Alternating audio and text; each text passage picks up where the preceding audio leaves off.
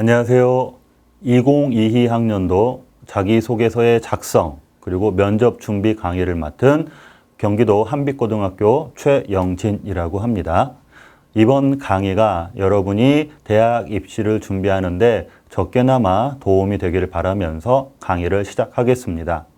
저는 두 가지 내용을 강의 진행을 할 건데요. 첫 번째는 자기소개서 작성, 그리고 두 번째는 면접에 대한 내용으로 안내해 드리고자 합니다.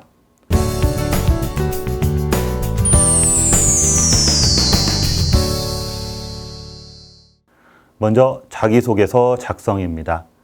자기소개서를 작성한다라는 말은 대부분 학생부 종합전형을 지원한다라는 뜻으로 해석이 가능하고요. 학생부 종합전형을 진행함에 있어서 각 대학은 서류평가를 진행하게 됩니다. 따라서 여러분은 서류평가의 요소인 학교생활기록부 대체 서식을 작성해야 됩니다. 이 학교생활기록부 대체 서식이 서류평가에서 지원자를 평가하는 요소로 작용을 하게 되고 더불어 자기소개서 또는 면접에서도 활용이 될 수 있는 서류가 되겠습니다. 학교생활기록부 대체 서식 작성 주의사항입니다.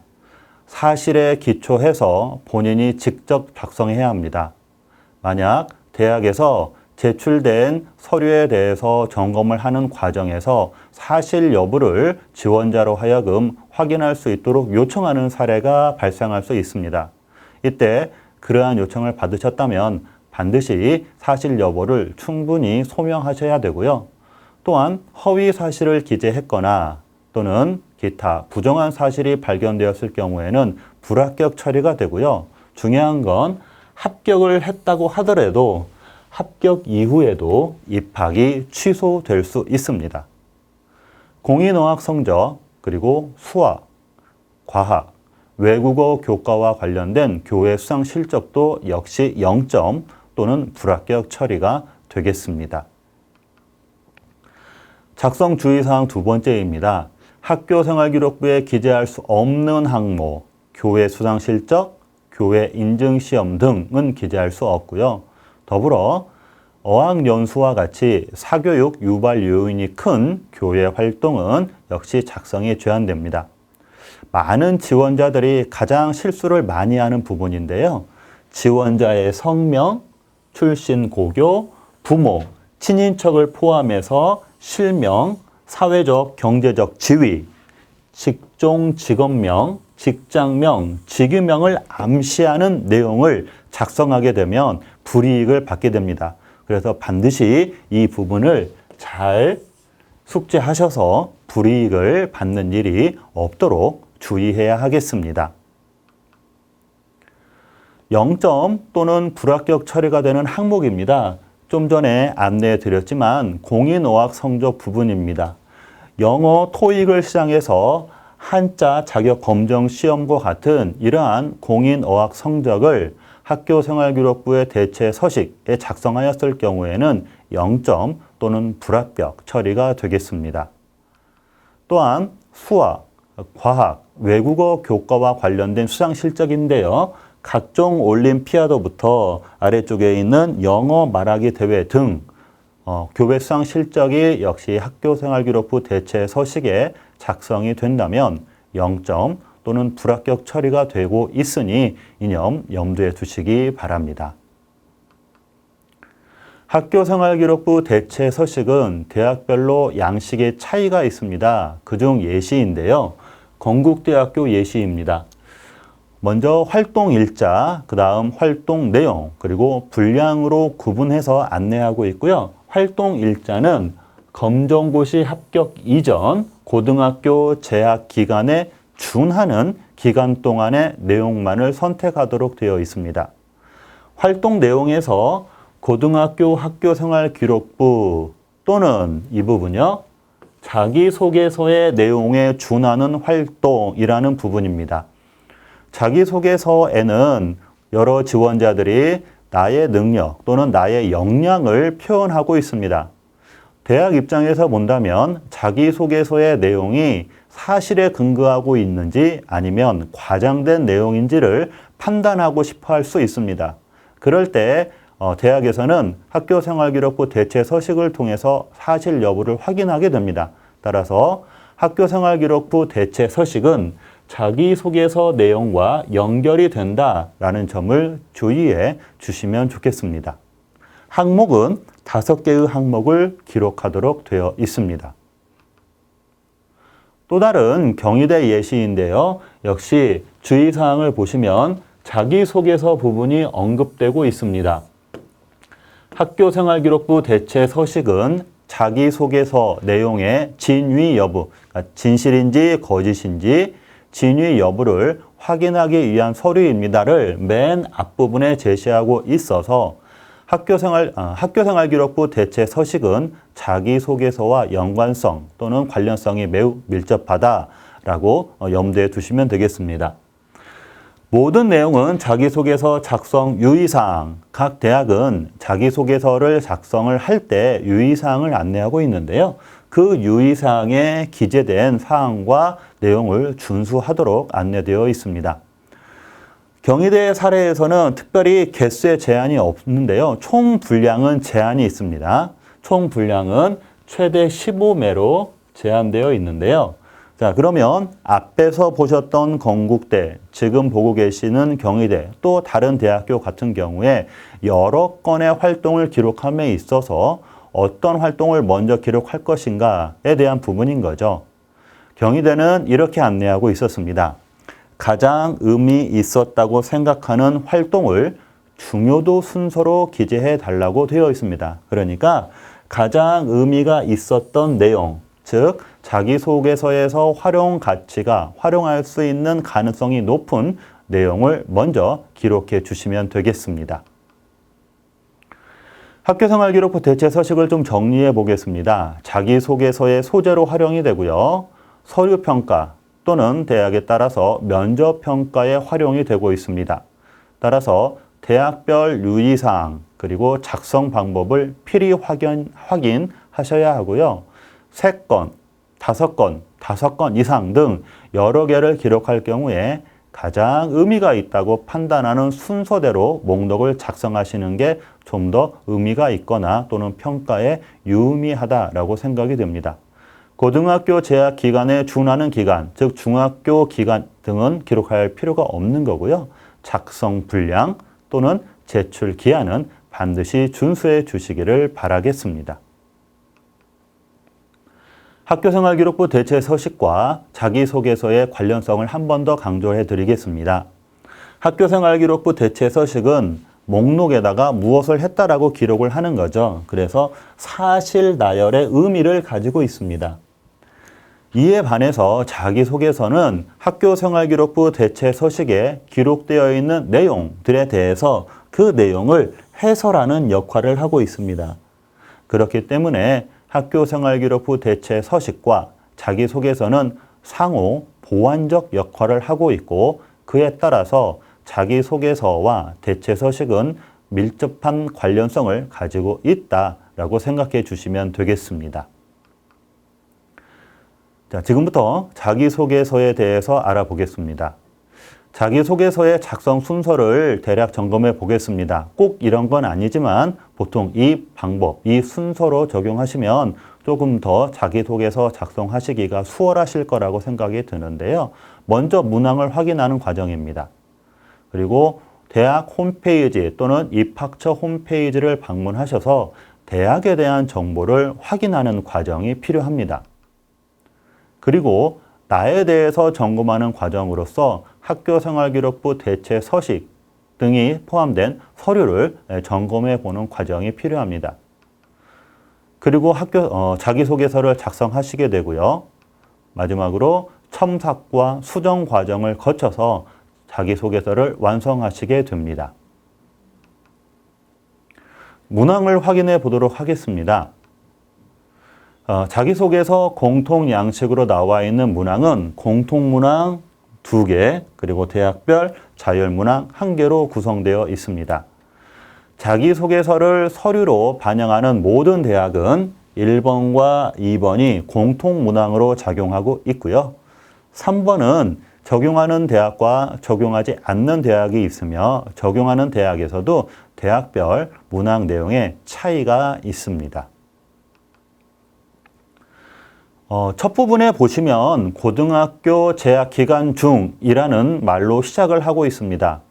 검정고시 출신자에 있어서 고등학교 재학 기간의 의미는 대학별로 약간의 차이는 있지만 많은 대학에서 검정고시 출신자는 중학교 졸업 이후 고등학교 재학 기간에 준하는 기간, 중학교 졸업 이후 고등학교 재학 기간에 준하는 기간을 염두에 두고 작성을 하시면 되겠습니다. 그러니까 중학교에서 있었던 경험을 기록하실 필요는 없으신 거죠. 숙명여대는 위에 있는 내용과 거의 대동소이합니다. 중학교 졸업 후 고교 교육과정에 해당하는 대학 준비기간. 경희대는 조금 차이가 있습니다. 검정고시 합격일 또는 고등학교 학력 인정일로부터 과거 3년, 그러니까 기준이 검정고시 합격 또는 고등학교 학력 인정일 기준으로 과거 3년 동안으로 조금 시점의 차이가 있습니다. 여하튼 대부분의 대학에서 중학교 졸업 이후 대학을 준비하는 기간을 고등학교 재학 기간으로 산정하고 있었습니다. 자율문항 예시입니다. 사용하는 대학과 사용하지 않는 대학이 있다고 말씀드렸고 사용하는 대학별로 차이가 있을 수 있는데요. 서울대학교는 독서 경험을 물어보고 있습니다. 연세대, 성균관대학교는 모집 단위 또는 대학과 관련해서 지원 동기, 노력한 과정 등을 묻고 있습니다. 중앙대는 추가적으로 본인이 지원자의 우수성을 보여줄 수 있는 사례를 기록하도록 안내되어 있습니다. 그 외에 많은 대학에서는 모집 단위와 관련된 지원 동기, 그리고 진로 계획, 학업 계획 등을 물어보고 있었습니다. 자, 그렇기 때문에 모집 단위와 관련된 사항이라면 모집 단위의 특성을 파악하는 것이 중요하기 때문에 반드시 홈페이지 또는 모집 요강을 통해서 각 모집 단위의 특성을 확인하시고 자기소개서를 작성하시는 게 맞는 순서다라고 생각할 수 있습니다. 대학에서는 학생부 종합전형 가이드북이라는 책자를 통해서 여러 가지 학생부 종합전형을 준비하는 지원자들에게 정보를 제공하고 있습니다. 그중 하나 예시인데요. 동국대학교는 학생부 종합전형 가이드북에서 전공별 준비 팁을 안내하고 있습니다. 영어 영문학부 사례인데요. 문학작품, 그리고 사회문화, 세계지리, 그러니까 세계에 대한 관심인 거죠. 말하기와 쓰기, 다양한 분야의 독서, 시사적인 문제에 대한 관심, 스스로 말로 표현해보는 내용들을 전공 준비의 팁으로 안내하고 있었고요. 이와 관련된 내용이 서류나 자기소개서, 그러니까 학교생활기록부 대체 서식이나 자기소개서에 포함되어 있다면 좀 더 유의미한 평가를 받을 수 있을 것으로 생각이 됩니다.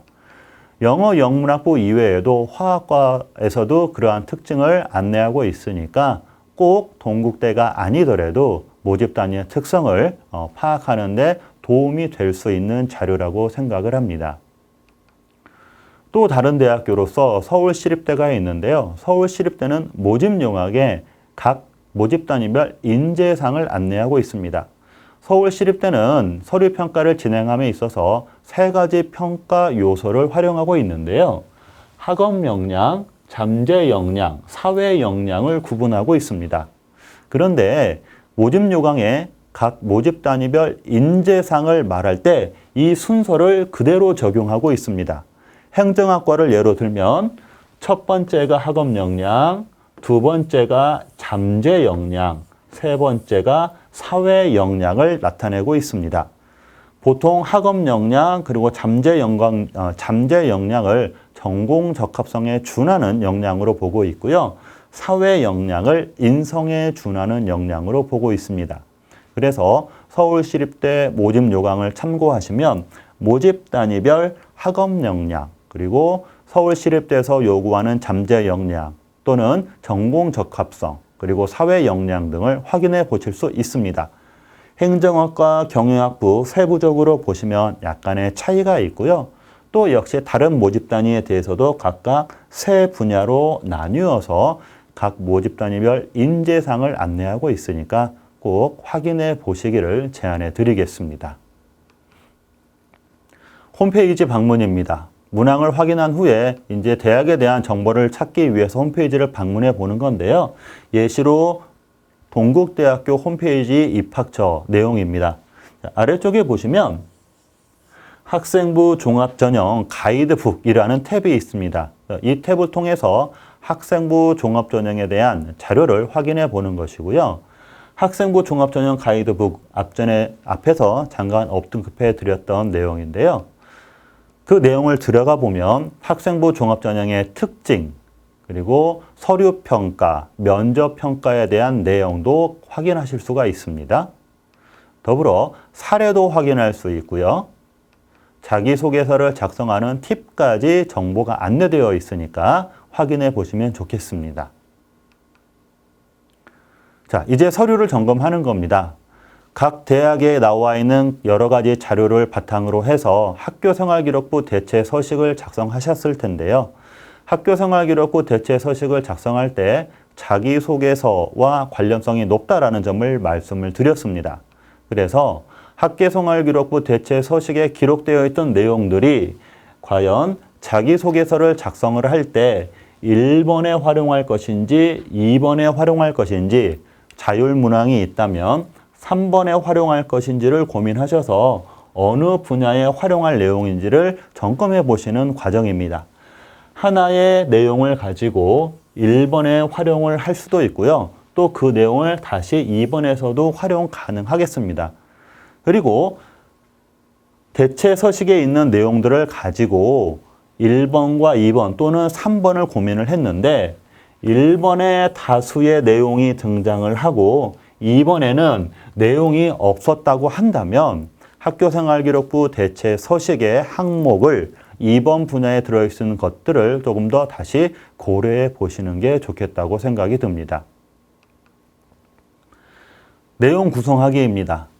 공통문항을 확인을 하고 대학 홈페이지에 방문하셔서 정보를 획득하고 서류 점검을 통해서 나를 점검했습니다. 자, 이제 작성을 하면 될 것 같은데요. 작성을 하기에 앞서서 처음부터 끝까지 한 번에 쭉 작성하는 것이 아니라 기본 뼈대를 먼저 작성해 보는 겁니다. 기본 뼈대란 자기소개서 내용을 자세하게 기록하는 것이 아니라 간결하게 추려 쓴 내용입니다. 이와 같은 뼈대를 세우는 이유는 실제로 세부적으로 작성할 때 시간을 너무 많이 소모하는 것을 방지할 수 있고 또 작성하다 보면 이야기가 다른 쪽으로 벗어나지 않도록 흐름을 유지할 수 있는데 기여를 하고 있어서 내용을 구성한 후에 작성을 해 보시는 게 좋겠습니다. 내용 구성하기는 어렵고 자세하게 기록하는 게 아니라고요. 어렵고 자세하게 기록하는 것이 아니라 간결하고 짧고 읽기 쉽게 작성하시는 것이 좋겠습니다. 자, 이제부터 작성을 합니다. 자, 기본 뼈대를 세웠으니까 이제 자기소개서에 살을 붙이는 과정입니다. 자기소개서 좋은 사례와 나쁜 사례를 구성하고 있습니다. 나쁜 사례란 이야기는 대학에서 평가를 할 때 약간은 부정적인 요소를 가지고 있는 내용이 되겠죠. 좋은 사례란 긍정적 요소를 가지고 있는 사례가 되겠습니다. 긍정적 요소를 주의 있게 보기보다는 부정적 요소를 주의 있게 보시고 실제로 자기소개서를 작성하신 후에 부정적 요소가 있는지 없는지 확인해 보시면 작성된 자기소개서의 평가 방향을 조금이라도 점검하실 수 있을 거라고 생각이 듭니다. 부정적 요소로 평가받고 있는 내용은 질문에 맞지 않는 내용, 단순하게 사실을 나열하는 내용, 추상적이고 결과만 있는 내용, 그리고 너무 과장되거나 자신의 단점을 너무 많이 솔직하게 기록한 내용, 더불어 분량이 지나치게 적어서 성실성 또는 성의가 없어 보이는 내용 등은 그렇게 좋은 평가를 받지 못하는 자기소개서이기 때문에 이 부분을 주의하셔서 자기소개서를 작성하시면 되겠습니다. 자, 문항별로 점검을 해보겠습니다. 자, 문항별로 점검을 해볼 텐데요. 어떤 문항부터 작성해야 할 건지 지원자들이 고민하는 경우가 있습니다. 자율문항이 있는 대학과 자율문항이 없는 대학을 구분해 본다면 자율문항이 없는 항목은 여러분께서 작성하기 수월한 문항부터 작성하시면 되겠습니다. 자율문항이 있는 항목이라면 가급적 자율문항이 있는 문항을 먼저 작성해 보기를 권장해 드리는데요. 반드시 이런 것은 아니지만 통상적으로 자율문항에서 전공, 모집 단위에 대한 부분이 많이 언급되고 있기 때문에 방향성을 설정하는 데 도움이 될 수 있습니다. 그래서 가능하다면 자율문항이 있는 항목은 자기소개서는 3번부터 기록하시는 것도 하나의 방법으로 유효하다라고 생각이 듭니다. 1번 문항입니다. 고등학교 재학 기간 중 자신의 진로와 관련하여 어떤 노력을 해왔는지 본인에게 의미 있는 학습 경험, 교내 활동을 중심으로 기술해 주시기 바랍니다. 로 언급되어 있습니다. 자, 첫 번째 문장입니다. 고등학교 재학 기간 중, 그리고 앞서 제가 검정고시 출신자에게 해당하는 고등학교 재학 기간이라는 의미를 설명을 해드렸으니까 그 기간 범주 안에서 활동을 작성하시는 게 맞겠습니다. 자신의 진로와 관련된 노력을 학습 경험과 활동을 중심으로 자신의 진로와 관련한 내용입니다. 진로와 관련된 내용이라는 뜻은 모집 단위와 관련성을 언급하셔야 됩니다. 학생부 종합전형의 진로 내용 중에서 학생부 종합전형으로 지원한다라는 말은 어떠한 진로 방향을 가지고 있기 때문에 그 진로 방향에 따라서 모집 단위를 설정하게 됩니다. 따라서 자신의 진로와 관련한 이라는 말을 해석해 보면 지원하고자 하는 모집 단위와 관련한으로 확대 해석이 가능할 것입니다. 학습 경험, 그리고 그 다음에 학습 경험과 활동을 중심으로 기록하도록 되어 있습니다. 진로와 지원 학과의 연계성을 고민해야 된다라고 말씀드렸고요. 학습 경험을 할 때 또 여러 지원자들이 오답 노트를 작성하거나 플래너 등을 작성했다라는 단순한 공부 방법을 안내하는 경우가 있는데요. 이러한 내용은 크게 평가를 긍정적으로 받지는 못하는 것으로 되어 있습니다. 활동의 명칭에 너무 얽매이지 마시고요. 그 활동에서 내가 무엇을 했는지, 내가 주인공으로서 어떠한 활동을 했으며 어떠한 성장이 있었는지에 초점을 맞추시고 작성하시면 되겠습니다. 맨 앞에 있는 고등학교에서부터 이내까지 글자 수를 제가 세어보았습니다. 그랬더니 띄어쓰기 포함 1000자가 됩니다. 1번 문항은 1500자 이내이기 때문에 이러한 내용의 문장이 100자라면 1500자 이내면 15문장이 되겠죠. 어떤 문장은 길게 작성할 수도 있고요. 어떤 문장은 좀 짧게 작성할 수도 있습니다. 그래서 대략 15문항, 15문장 정도 나온다고 생각하시고 개요를 구성하신 후에 작성하시면 좋겠습니다. 생각보다 문항, 분량이 많지는 않습니다. 그래서 장황하게 설명을, 그러니까 도입 부분을 많이 하기보다는 바로 중심 내용으로 기록하시는 게 좋겠습니다. 동국대 학생부 종합전형 가이드북 예시에 나와 있는 내용인데요. 내용을 잠깐 보시면 수면양과 성적이 반비례한다라는 내용을 통계조사를 통해서 확인을 했고 그 내용을 문제점들이 있었다라는 것을 알게 되었다라고 나와 있습니다. 자, 대학에서는 얘를 어떻게 판단했냐면 구체적인 활동 과정보다는 활동을 그냥 단순히 나열했던 방식으로 기록되어 있다. 그러다 보니 그 지원자의 자체, 지원자의 내용이 잘 엿보이지 않는 다소 부정적인 사례로 안내하고 있었습니다. 2번 문항입니다. 고등학교 재학 기간 중에 타인과 공동체, 자, 타인과 공동체입니다. 타인과 공동체를 위해서 노력한 경험, 또 이를 통해 배운 점을 기술하도록 되어 있는 문항입니다. 고등학교 재학 기간 중은 이미 언급해 드렸고요. 타인과 공동체를 위해 라는 부분입니다. 그러니까 인성으로 볼 수 있고요. 배려, 나눔, 협력, 갈등 관리, 리더십 등 사회성에 대한 전반적, 인성에 대한 전반적인 내용을 포함하게 됩니다.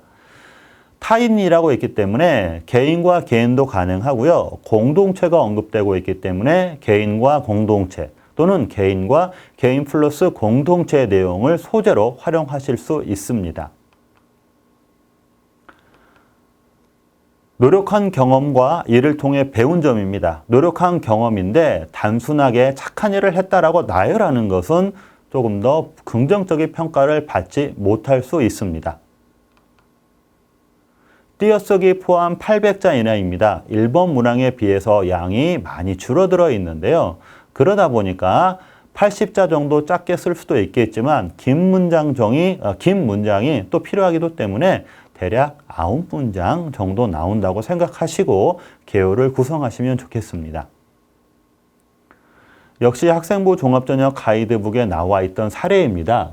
인성 분야에 들어있는 자기소개서 내용인데 내용을 확인해 보면 무엇인가 활동을 했다라고 나와 있고요. 인성과 관련된 내용이 포함되어 있지는 않습니다. 실제로 이 지원자는 자율동아리 활동을 통해서 본인과 그리고 자율동아리원들과의 관계성을 언급하려고 시도를 했던 것 같습니다.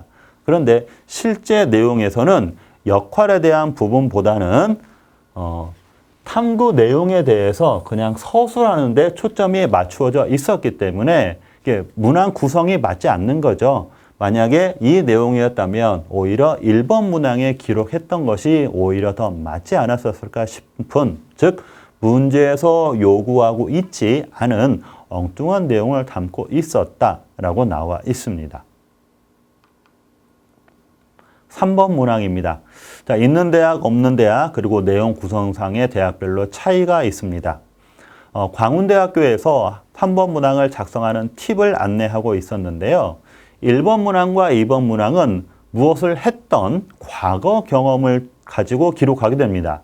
그런데 광운대를 포함한 여러 대학은 3번 문항에서 지원 전공을 포함해서 지원 동기, 그리고 앞으로의 진로 계획, 학업 계획 등을 물어보고 있어서 미래에 대한 분야가 포함되고 있는 문항이라고 확인해 볼 수 있습니다. 그렇기 때문에 지원자의 열정이 드러나고 장래 목표 그리고 지원 전개에 대해서 자세히 서술해 주시되 글자 수가 2번 문항과 같이 800자 이내로 그렇게 많지는 않습니다. 그래서 작성 분량을 주의하시면서 작성해 주시면 되겠습니다. 문장 구성은 앞에서도 언급해 드렸지만 주요 내용을 앞부분에 놓는 방식이 좋습니다. 그걸 우리가 두괄식이라고 합니다. 그래서 주요 문장, 키포인트가 되는 내용, 내가 언급하고 싶은 내용을 맨 앞 두괄식으로 언급해 주시는 게 좋고요. 장황하게 길게 기록을 하다 보면 평가자가 문항을 해석하고 평가하는 데 어려움을 느낄 수 있습니다. 그래서 너무 장황하지 않고 간결하게 기록하는 게 좋겠고요. 불필요한 내용을 추후에 점검하시고 또 앞문장과 뒷문장이 자연스럽게 연결될 수 있도록 고민해 보시기 바랍니다. 그리고 문단의 구성은 동기, 과정, 결과의 순으로 작성해 보시는 게 괜찮은데요. 동기는 왜, 과정은 무엇을, 결과는 그래서로 해석하셔서 작성을 해 보시면 좋겠습니다. 작성 시 유의사항입니다. 자기소개서 작성 유의사항이라고 한정되기보다는 학교생활기록부 대체 서식 작성 유의사항과 일맥상통하고 대동소이하게 됩니다. 그래서 앞에서 보셨던 내용들이 다시 등장하게 되고요. 특히나 앞에서에서 말씀드렸던 지원자의 성명, 출신 고교, 친인척을 포함한 부모의 실명 또는 사회적, 경제적 지위 등은 반드시 기록하지 않도록 주의해 주셔야 되겠습니다. 대학에서 안내하고 있는 이와 관련한 부분에서 감점 요소 내용을 보니까 대기업에 다니시는 아버지의 영향을 받아서 또는 사업을 하시는 어머니 또는 외국에서 근무하시는 삼촌 이런 내용들로 인해서 불이익을 받을 수 있다라고 언급하고 있고요. 실제로 그렇게 기록하는 지원자가 많지는 않지만 그래도 있다고 합니다. 이 강의를 보고 계신 여러분께서는 이러한 내용이 포함되지 않도록 한 번 더 주의해 주셨으면 합니다.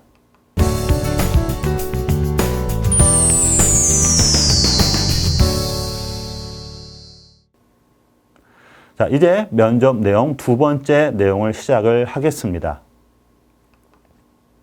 자, 면접이란 무엇일까요?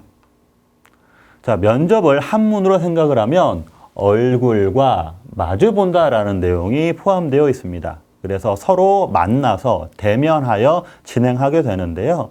작년과 올해는 코로나19 영향으로 인해서 대면 면접을 실행했던 많은 대학이 상당수가 비대면 면접을 진행을 했습니다. 그래서 대학 입시에서 면접이란 대면과 비대면을 모두 포함하게 됩니다. 대면 또는 비대면해서 질문과 대답을 통해 평가자가 질문하고 지원자가 대답을 하는 거죠. 질문과 대답을 통해서 지원자를 평가하는 시험입니다. 누군가는 합격을 해야 하고 누군가는 불합격이 되기 때문에 시험이다. 대학에서 알고 싶어 하는 것은 우리 모집 단위에 또는 우리 대학에 들어와서 학업을 충실히 이행할 수 있는가, 또는 우리 모집 단위에 대해서 알고 있는가, 또는 들어와서 충분히 학업을 따라갈 수 있는가, 또는 제출한 서류의 내용이 사실인가에 대한 부분을 확인하려고 합니다. 면접의 종류를 구분해 보면 서류 기반 면접, 제시문 기반 면접, 그리고 다중 미니 면접으로 구분해 볼 수 있습니다. 서류 기반 면접은 지원자가 제출한 서류, 학교 생활기록부 대체 서식과 자기소개서 등 이러한 서류의 사실 여부를 확인하는 과정이라고 생각하시면 되겠습니다. 서류 평가를 통해서 서류 평가에서 궁금했던 내용을 가지고 면접 문항을 구성을 하고요. 그 면접 문항에 따라서 지원자에게 질문하고 답변이 이루어집니다. 이렇기 때문에 지원자별 면접 문항이 다르게 제공되겠습니다.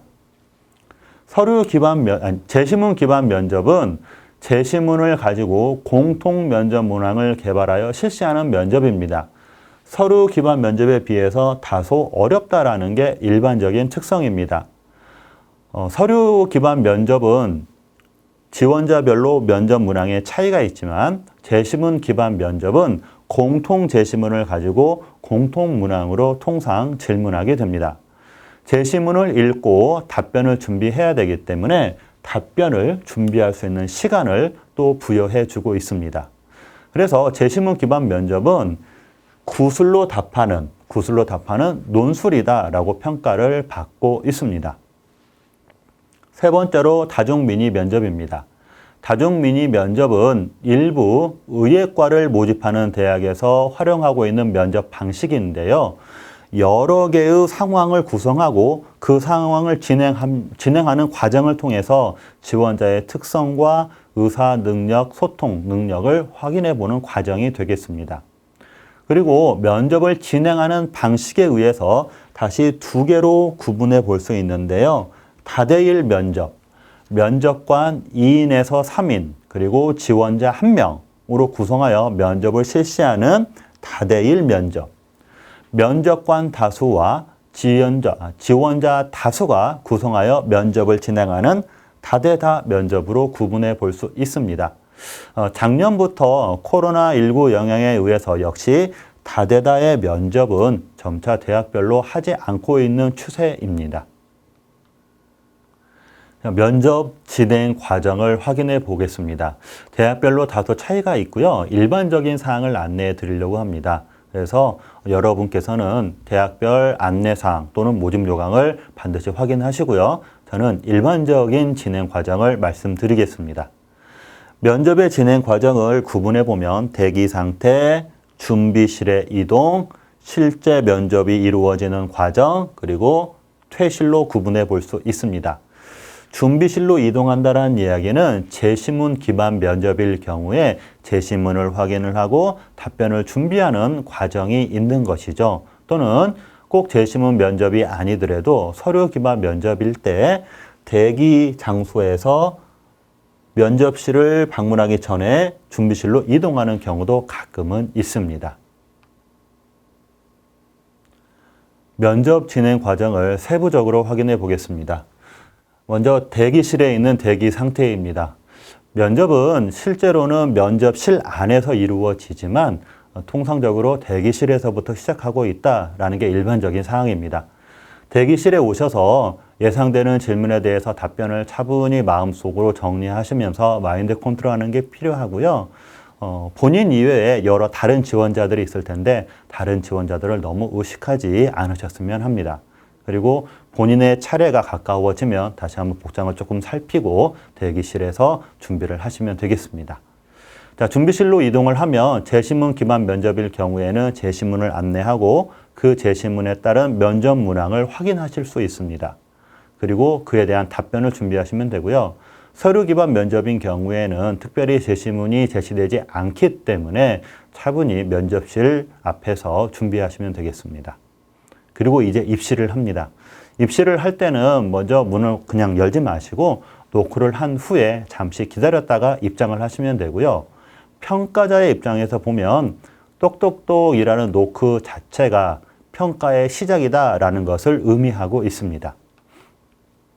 자, 면접실 안으로 들어가시면 문을 닫으시고 가볍게 면접관에게 목례를 하신 후에 실제로 면접할 수 있는 장소, 의자에 딱 옆에 서서 정식 인사를 하는 게 일반적인 패턴입니다. 그리고 수험 번호가 아닌 면접에서 사용하게 되는 임시번호, 가번호를 부여받게 됩니다. 그 가번호를 말씀하시고 앉으세요라고 면접관이 말을 해주면 그때 앉으시면 됩니다. 자, 그런데 블라인드 평가가 진행되는 과정에서 대학에 따라서는 인사를 금지하거나 또는 번호에 대한 발언을 금지하는 경우도 있습니다. 자, 따라서 대학 사전 교육 내용을 잘 숙지하시고 그 내용에 따라서 절차를 진행하시면 되겠습니다. 면접실에 들어가시면 면접은 시작, 그리고 질문, 평가자가 지원자를 관찰, 그리고 평가에 대한 기록, 종료로 통상 이루어지게 됩니다. 면접실에 들어가서 시작이라는 말은 지원자가 들어왔을 때 바로 면접 문항을 제시하는 경우도 있지만 긴장 상태에 있는 지원자의 그 긴장감을 조금 완화해 주기 위해서 평가자들이 편안하게 분위기를 유도하는 과정입니다. 그래서 가번호를 통해서 지원자를 확인을 하고 가볍게 인사를 하고 또 가볍게 질문하는 경우도 있습니다. 우리 학교에 어떻게 오셨나요? 힘들지는 않았나요? 오시는데 또는 본인 소개를 간단히 해보세요 라는 등 긴장을 완화할 수 있는 질문을 하게 되는데 여기서 너무 긴장하지 않으셨으면 좋겠습니다. 그냥 편안하게 답변을 하시면 되고요. 때로는 대학에서 자기 소개를 안내하는 경우도 있기 때문에 내가 나를 간략하게 소개할 수 있는 짤막한 내용을 준비하시는 것도 의미가 있다고 생각이 됩니다. 그리고 면접관이 면접에 대해서 간단히 설명을 합니다. 면접의 절차는 이렇고 또 면접관이 어떻게 질문할 거다라는 안내를 하게 되는데요.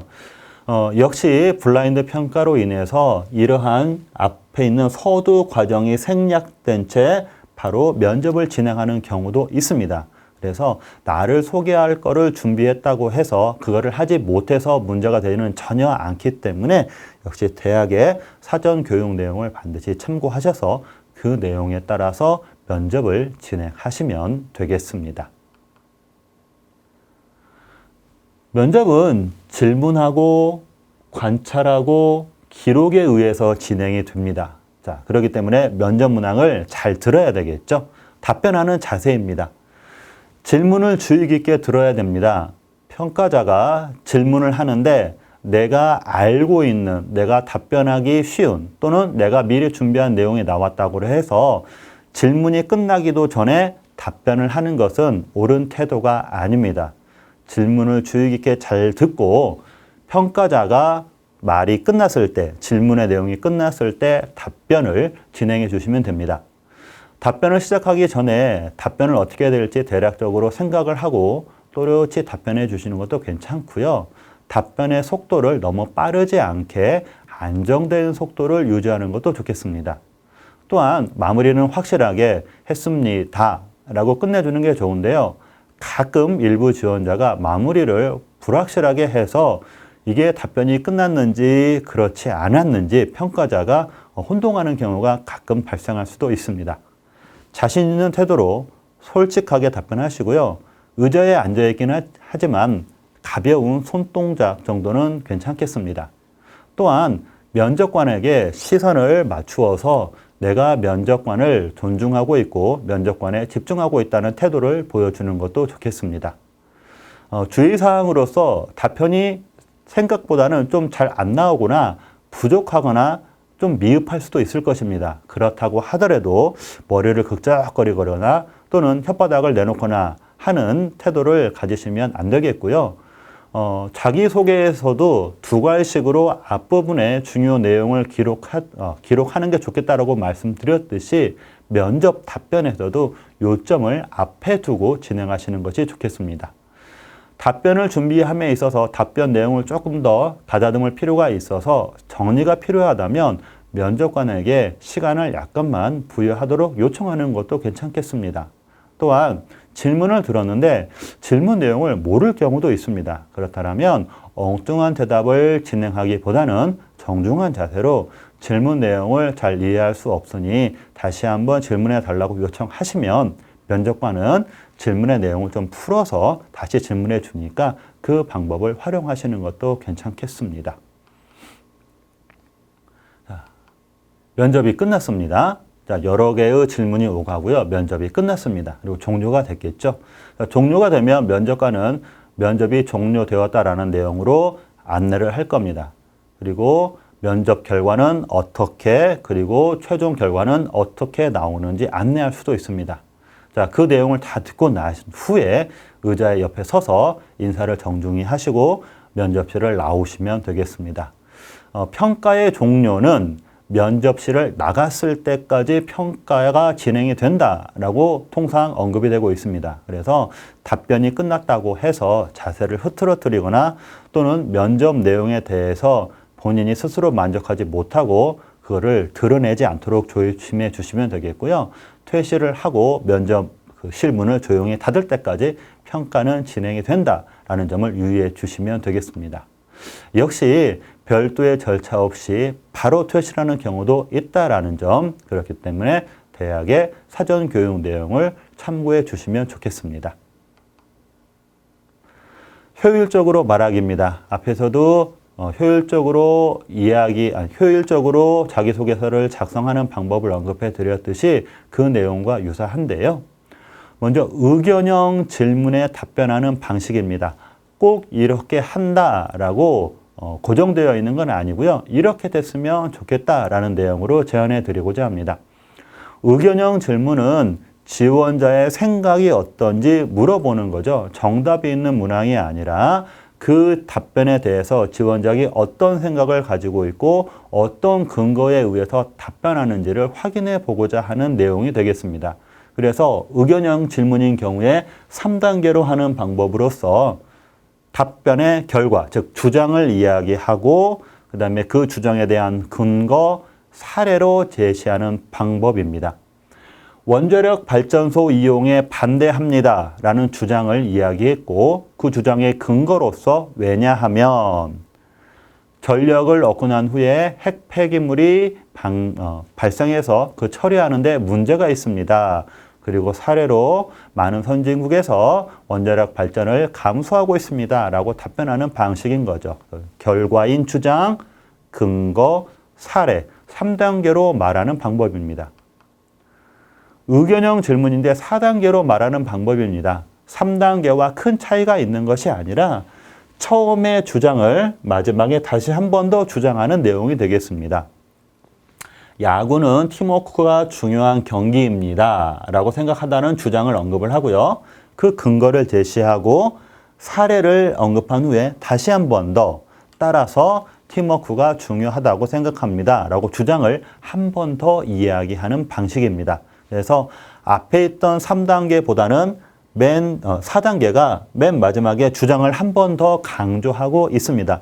이때 조심할 거는 맨 앞에서 이야기했던 주장과 결론의 주장이 달라지면 안 되겠습니다. 처음에 했던 주장을 다시 한 번 더 강조한다 라고 생각하시면 되겠습니다.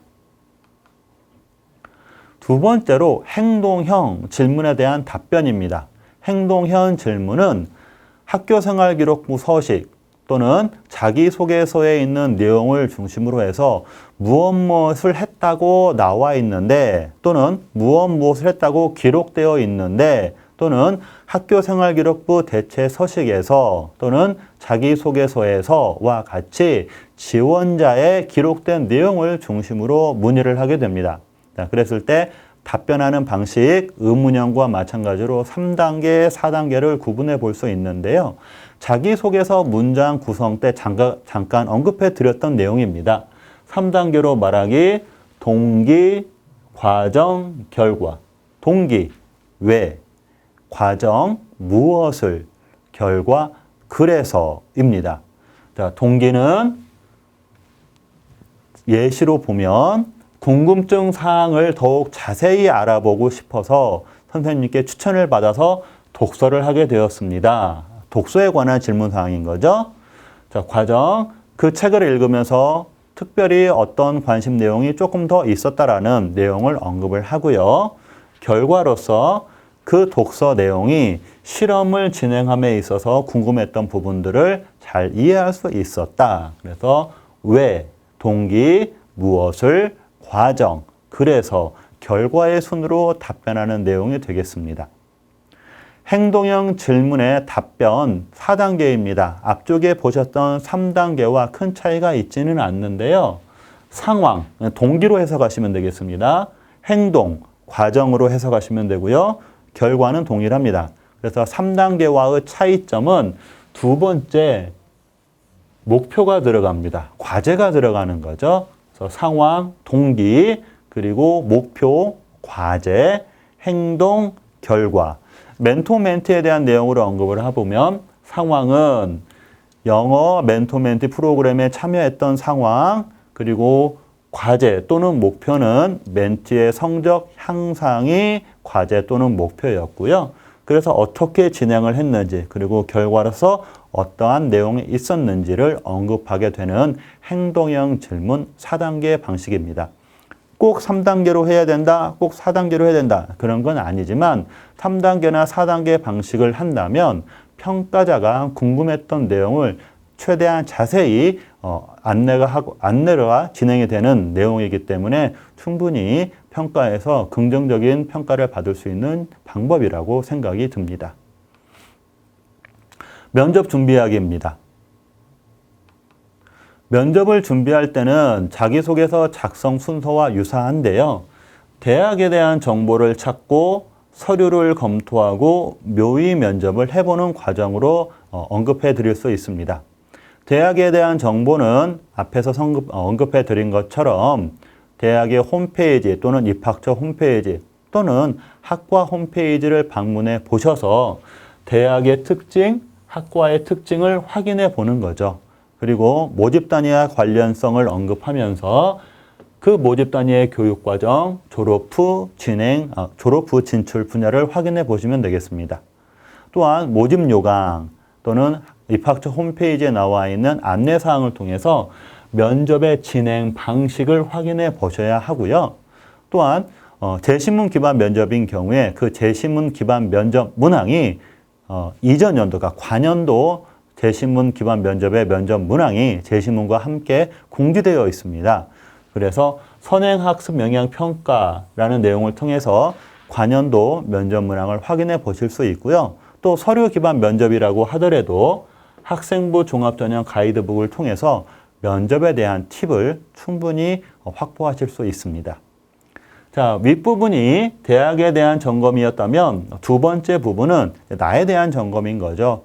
나의 학교생활기록부 대체 서식 그리고 나의 자기소개서 내용을 통해서 면접 문항을 한번 작성해 보는 겁니다. 그 면접 문항을 작성을 할 때 그리고 답변을 작성할 때 내가 주인공으로 등장할 수 있도록 관점을 답변 작성하는 데 참고하시고요. 면접 문항을 제작하고 그 면접 문항의 답변을 기록한 후에 실제로 모의 면접을 해 보시는 겁니다. 대학별로 면접 시간은 짧게는 10분, 길게는 20분 정도로 진행이 되는 게 보통 일반적인 면접이 되기 때문에 그 면접 시간 안에 모의 면접을 진행해 보시는 게 좋겠고요. 답변을 잘 한다고 하지만 비언어적 표현이 있습니다. 말투라든지 억양, 말의 속도, 때로는 시선 처리, 때로는 내가 잘 알지 못하지만 손을 떤다든지 발을 뚠다든지 아니면 손을 이렇게 자꾸 움직인다든지 이런 비언어적 태도를 또 확인하고 점검할 수도 있기 때문에 촬영을 좀 해보시는 것을 추천해 드립니다. 촬영 장비를 세세하게 잘 갖추어서 하기보다는 핸드폰을 이용해서 촬영 가능하니까요. 모의 면접을 촬영을 하셔서 답변의 내용 그리고 비언어적인 태도도 점검해 보시면 좋겠습니다. 추가로 최근에 관련된 시사적인 이슈나 아니면 모집 단위와 관련된 분야, 교양, 그리고 시사 관련된 내용도 관심을 가지고 정보를 찾아보시면 좋겠다라고 생각합니다. 서울권 대학의 면접 내용을 안내해 드리고자 합니다. 수능 전과 수능 후로 구분해 보고 있는데요. 수능 전에 면접을 실시하는 대학 그리고 전형입니다. 빨간색으로 표시되어 있는 대학 전형은 비대면 면접을 실시하는 곳입니다. 모집 요강 기준이기 때문에 실제로 면접을 진행하는 시기가 되면 코로나19 상황에 따라서 면접 진행 방식이 변경될 수도 있습니다. 따라서 여러분께서는 면접 시기가 되었을 때 반드시 모집 요강과 함께 대학의 안내사항을 확인하시는 게 필요하겠습니다. 성균관대와 고려대의 비대면 면접은 대학에 방문을 해서 면접자를 보고 하는 게 아니라 모니터를 보고 면접을 진행하는 방식이 되겠습니다. 수능 전에 실시하는 대학보다는 수능 이후에 실시하는 대학이 조금 더 많이 있고요. 역시 빨간색으로 표현된 건국대, 고려대, 연세대는 비대면 면접을 실시하게 됩니다. 모집 요강에 나와 있는 내용으로서 연세대 활동 우수형의 면접 방식은 녹화 방식입니다. 그러니까 대학에 방문을 하셔서 면접 순서가 되면 면접실에 들어가고 면접 문항을 받은 후에 그 면접 문항에 대해서 답변을 하고 답변 내용을 녹화한 후 평가자가 그 녹화된 내용을 가지고 평가를 합니다. 이에 반해서 건국대와 고려대는 면접장에 가서 면접실에 들어가니까 면접관이 앞에 있는 게 아니라 모니터가 앞에 있고요. 그 모니터 안에 면접관이 다른 곳에서 촬영한 화면이 나오게 됩니다. 그래서 면접관을 보고는 있지만 모니터상의 면접관을 보고 있기 때문에 역시 빨간색은 모두 비대면 면접이고요. 검정색은 전부 대면 면접입니다. 네, 앞에서도 언급해 드렸지만 코로나 상황에 따라서 충분히 변경될 수 있기 때문에 대학의 안내사항을 확인하시기 바랍니다. 교육대학 면접을 구분해서 안내해 드리고자 합니다.